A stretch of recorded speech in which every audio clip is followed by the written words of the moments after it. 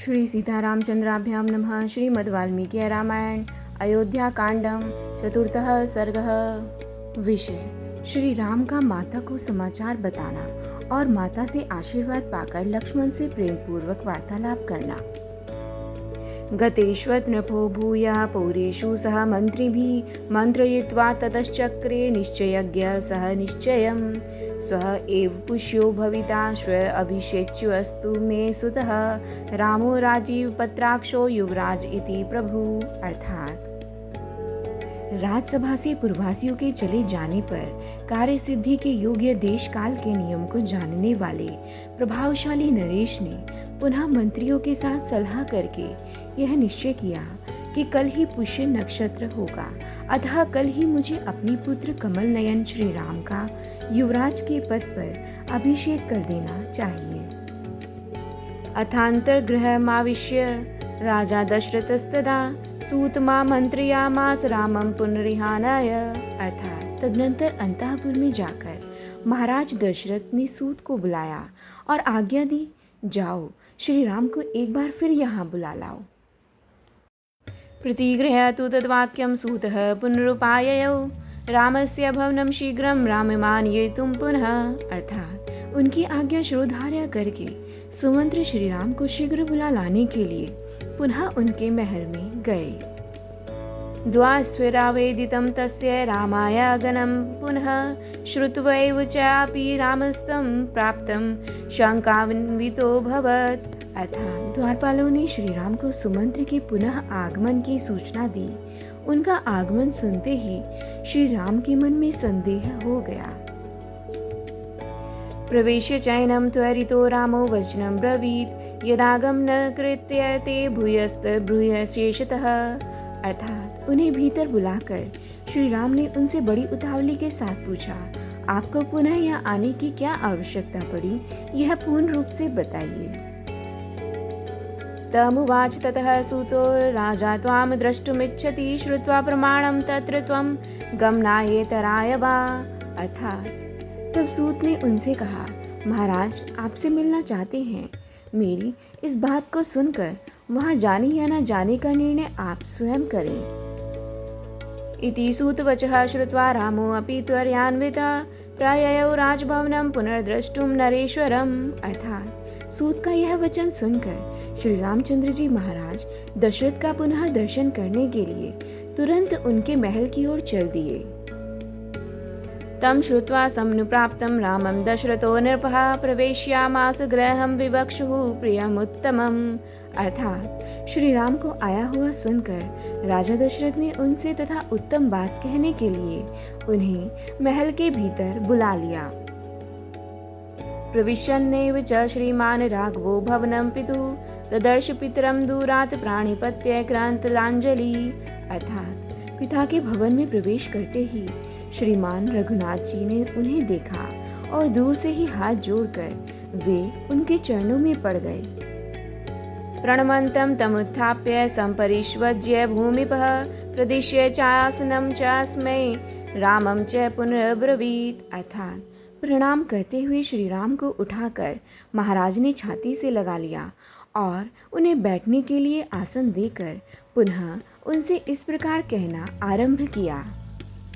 राम वृद्धो अस्मि दीर्घायुर्भुक्ता भोगा यथेप्सितः अन्नवद्भिः क्रतुशतेर्यथेष्टं भूरि दक्षिणे। अर्थात श्री राम, अब मैं बूढ़ा हुआ, मेरी आयु बहुत अधिक हो गई, मैंने बहुत से मनोवांछित भोग भोग लिए, अन्न और बहुत सी दक्षिणाओं से युक्त सैकड़ों यज्ञ भी कर लिए। जातमिष्टं पत्यं मे त्वमद्यानुपमं भुवि दत्तमिष्टं अधीतं च मया पुरुषोत्तम।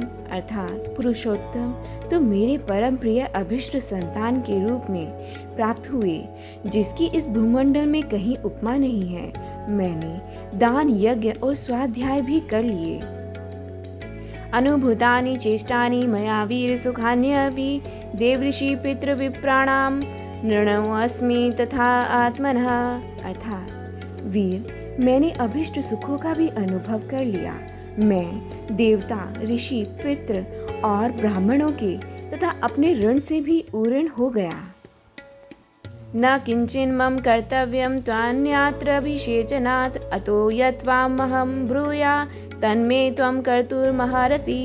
अर्थात अब तुम्हें युवराज पद पर अभिषिक्त करने के सिवा और कोई कर्तव्य मेरे लिए शेष नहीं रह गया है। अतः मैं तुमसे जो कुछ कहूँ मेरी उस आज्ञा का तुम्हें पालन करना चाहिए। अद्य प्रकृतयः सर्वास्तमिच्छन्ति नराधिपम् अतस्त्वां युवराजानम् अभिषेक्ष्यामि पुत्रकः। अर्थात बेटा, अब सारी प्रजा तुम्हें अपना राजा बनाना चाहती है, अतः मैं तुम्हें युवराज पद पर अभिषिक्त करूँगा। अपि चाद्या शुभान राम स्वप्नान पश्यामि राघव स निर्घाता दिवोल्काश्च पतन्ति ही महास्वना।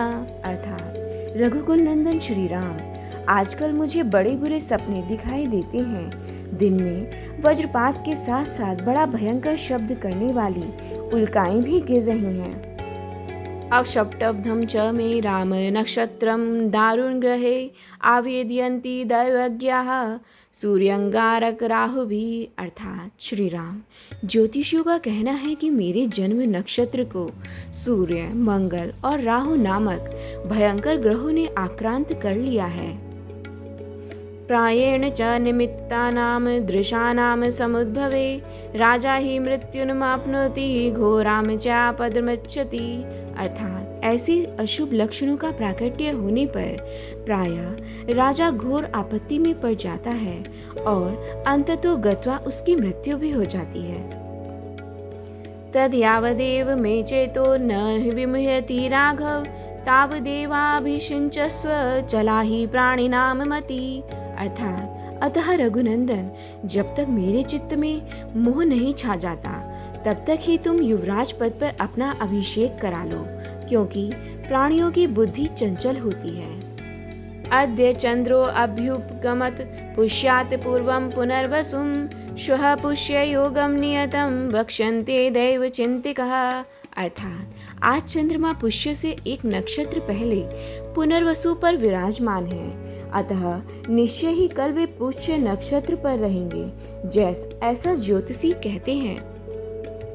तत्र पुष्याभिषिच्यस्व मनस्तवैरतीव मम श्वस्तावहम अभिषेक्ष्यामि यौवराज्ये परम तप। अर्थात इसलिए उस पुष्य नक्षत्र में ही तुम अपना अभिषेक करा लो।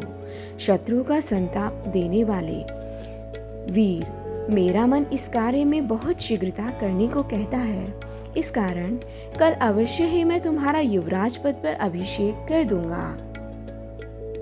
तस्मात् त्वया प्रभृति निषेयं नियातात्मना सह वध्वो अपवस्तव्या दर्भप्रस्तरशायिना।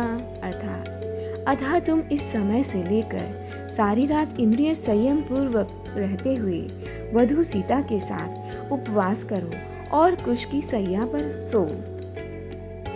सुहृदयश्च प्रमत्तास्त्वां रक्षन्तवद्य समन्ततः भवन्ति बहुविघ्नानि कार्याणि एवं विधानि ही। अर्थात आज तुम्हारे सुहृद सावधान रहकर सब ओर से तुम्हारी रक्षा करें, क्योंकि इस प्रकार के शुभ कार्यों में बहुत से विघ्न आने की संभावना रहती है। विप्रोषितश्च भरतो यावदेव पुरादितः तावदेवाभिषेकस्ते प्राप्तिकालो मतो मम। अर्थात जब तक भरत इस नगर से बाहर अपने मामा के यहाँ निवास करते हैं तब तक ही तुम्हारा अभिषेक हो जाना मुझे उचित प्रतीत होता है। कामं खलु सतां वृत्ते भ्राता ते भरतः स्थितः ज्येष्ठानुवर्तित धर्मात्मा सानिक्रोशो जितेन्द्रियः किं नु चित्तं मनुष्याणां नित्यमिति मे मतं सतां च धर्म नित्यानां कृतशोभी च राघव। अर्थात इसमें संदेह नहीं कि तुम्हारे भाई भरत सत्पुरुषों के आचार व्यवहार में स्थित हैं, अपने बड़े भाई का अनुसरण करने वाले, धर्मात्मा, दयालु और जितेंद्रिय हैं, तथापि मनुष्यों का चित्त प्रायः स्थिर नहीं रहता, ऐसा मेरा मत है। रघुनंदन, धर्मपरायण सत्पुरुषों का मन भी विभिन्न कारणों से राग द्वेषादि से संयुक्त हो जाता है। इत्युक्तः सोऽभ्यनुज्ञातः शोभाविन्यभिषेचने व्रजेति रामः पितरम् अभिवाद्याभ्ययाद गृहम्। अर्थात राजा के इस प्रकार कहने और कल होने वाले राज्य अभिषेक के निमित्त व्रत पालन के लिए जाने की आज्ञा देने पर श्री रामचंद्र जी पिता को प्रणाम करके अपने महल में गए। प्रविश्य चात्मनो वेश्म राज्ञादिदेष्ट्यभिषेचने तत्क्षणादेव निष्क्रम्य मातुरन्तः पुरं ययौ। अर्थात राजा ने राज्याभिषेक के लिए व्रत पालन के निमित्त जो आज्ञा दी थी उसे सीता को बताने के लिए अपने महल के भीतर प्रवेश करके जब श्री राम ने वहां सीता को नहीं देखा तब वे तत्काल ही वहां से निकलकर माता के अंतःपुर में चले गए। तत्र ताम प्रवणामेव मात्रं सौम्यवासिनीं वाग्यताम देवतागारे दर्दशाया च तीं श्रियम्। अर्थात वहां जाकर उन्होंने देखा माता कौशल्या रेशमी वस्त्र पहने मौन हो देव मंदिर में बैठकर देवता की आराधना में लगी हैं और पुत्र के लिए राजलक्ष्मी की याचना कर रही हैं। प्रागेव चागता तत्र सुमित्रा लक्ष्मणस्तथा सीता चानयता श्रुत्वा प्रियं रामाभिषेचनम्। अर्थात श्री राम के राज्याभिषेक का प्रिय समाचार सुनकर सुमित्रा और लक्ष्मण वहां पहले से ही आ गए थे तथा बाद में सीता वहीं बुला ली गई थी। तस्मिन् काले अपि कौशल्या तस्थावा मिलिते क्षणा सुमित्र्यान्वस्यमाना सीत्या लक्ष्मणेन च। अर्थात श्री रामचंद्र जी जब वहां पहुंचे उस समय भी कौशल्या नेत्र बंद किए ध्यान लगाए बैठी थी और सुमित्रा सीता तथा लक्ष्मण उनकी सेवा में खड़े थे। श्रुत्वा पुष्ये च पुत्रस्य यौवराज्याभिषेचनं प्राणायामेन पुरुषं ध्यायमाना जनार्दनम्। अर्थात पुष्य नक्षत्र के योग में पुत्र के युवराज पद पर अभिषिक्त होने की बात सुनकर वे उसकी मंगल कामना से प्राणायाम के द्वारा परम पुरुष नारायण का ध्यान कर रही थीं। तथा संयममेव स्वाभिगम्याभिवाद्य च उवाच वचनं रामो हर्ष्यमस्तामिदं वरम्। अर्थात इस प्रकार नियम में लगी हुई माता के निकट उसी अवस्था में जाकर श्री राम ने उनको प्रणाम किया और उन्हें हर्ष प्रदान करते हुए यह श्रेष्ठ बात कही। अम्ब पित्रा नियुक्तो अस्मि प्रजापालन कर्मणि भविताशु अभिषेको में यथा मे शासिनं पितुः सीत्या अप्युपवस्तव्या रजनीयं मया सह एवं मुक्तम उपाध्याये स ही मां मुक्तवान पिता। अर्थात माँ पिताजी ने मुझे प्रजापालन के कर्म में नियुक्त किया है। कल मेरा अभिषेक होगा। जैसा कि मेरे लिए पिताजी का आदेश है उसके अनुसार सीता को भी मेरे साथ इस रात में उपवास करना होगा। उपाध्यायों ने ऐसी ही बात बताई थी जिसे पिताजी ने मुझसे कहा है। यानि यान्यत्र योग्यानि शुभविन्याभिषेचने तानि मे मंगलान्यद वेद्याश्चैव कार्य। अर्थात अतः कल होने वाले अभिषेक के निमित्त से आज मेरे और सीता के लिए जो जो मंगल कार्य आवश्यक हों वे सब कराओ। एतत् श्रुत्वा तु कौशल्या चिरकालाभिकांक्षितं हर्षबाष्पाकुलं वाक्यमिदं रामं भाषत। अर्थात चिरकाल से माता के हृदय में जिस बात की अभिलाषा थी उसकी पूर्ति को सूचित करने वाली यह बात सुनकर माता कौशल्या ने आनंद के आंसू बहाते हुए गदगद कंठ से इस प्रकार कहा। वत्स राम चिरं जीव हतास्ते परिपन्थिनः ज्ञातीन मे त्वं श्रिया युक्तः सुमित्रायश्च नंदया। अर्थात बेटा श्री राम चिरंजीवी हो, तुम्हारे मार्ग में विघ्न डालने वाले शत्रु नष्ट हो जाएं। तुम राजलक्ष्मी से युक्त होकर मेरे और सुमित्रा के बंधु बांधवों को आनंदित करो। कल्याणे बत नक्षत्रे मया जातो असि पुत्रक येन त्वया दशरथो गुणैराराधितः पिता। अर्थात बेटा तुम मेरे द्वारा किसी मंगलमय नक्षत्र में उत्पन्न हुए थे जिससे तुमने अपने गुणों द्वारा पिता दशरथ को प्रसन्न कर लिया। अमोघम बत में शांतम पुरुषे पुष्करेषणे येयमिक्ष्वाकुराजश्रीः पुत्र त्वाम संश्रियस्यति, अर्थात बड़े हर्ष की बात है, मैंने कमल नयन भगवान विष्णु की प्रसन्नता के लिए जो व्रत उपवास आदि किया था वह आज सफल हो गया। बेटा, उसी के फल से यह इक्ष्वाकु कुल की राजलक्ष्मी तुम्हें प्राप्त होने वाली है। इत्येवं मुक्तो मात्रा तु रामो भ्रातरं ब्रवीत प्राञ्जलिं प्रहवमासीनं विवीक्ष्य स्मयनिव, अर्थात माता के ऐसा कहने पर श्री राम ने विनीत भाव से हाथ जोड़कर खड़े हुए अपने भाई लक्ष्मण की ओर देखकर मुस्कुराते हुए कहा, लक्ष्मणे माम मया सार्धं प्रसादि त्वं वसुन्धरां द्वितीयं मे अंतरात्मानं त्वमेयं श्रीरूप स्थिता, अर्थात लक्ष्मण, तुम मेरे साथ इस पृथ्वी के राज्य का शासन करो, तुम मेरे द्वितीय अंतरात्मा हो, यह राजलक्ष्मी तुम्ही को प्राप्त हो रही है।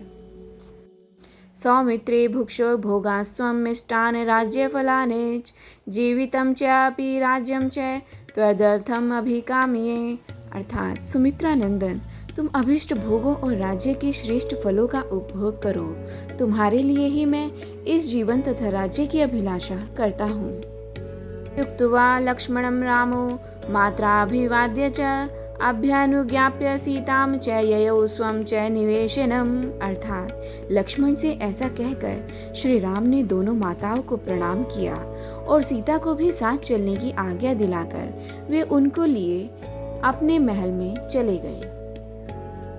इत्यार्षे श्रीमद् रामायणे वाल्मीकि आदि काव्य अयोध्याकांडे चतुर्थः सर्गः, अर्थात इस प्रकार श्री वाल्मीकि निर्मित आर्ष रामायण आदि काव्य के अयोध्या कांड में चतुर्थ सर्ग पूरा हुआ।